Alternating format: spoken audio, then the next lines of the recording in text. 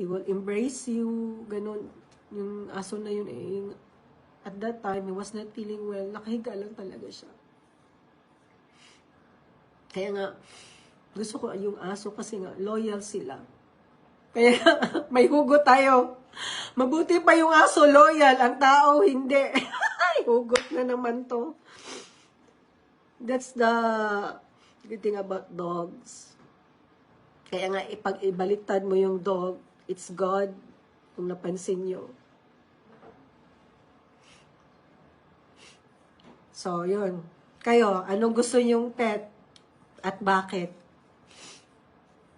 Ikaw anong gusto mong pet? May pet ka ba ngayon? Sa inyo?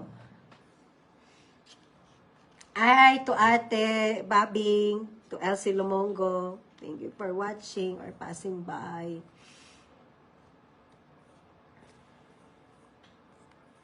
Smile lang tayo.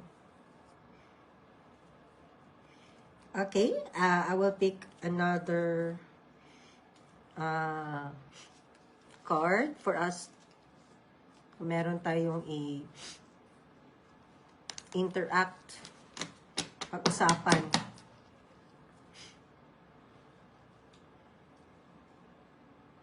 Naa, Zipo, and breed. What?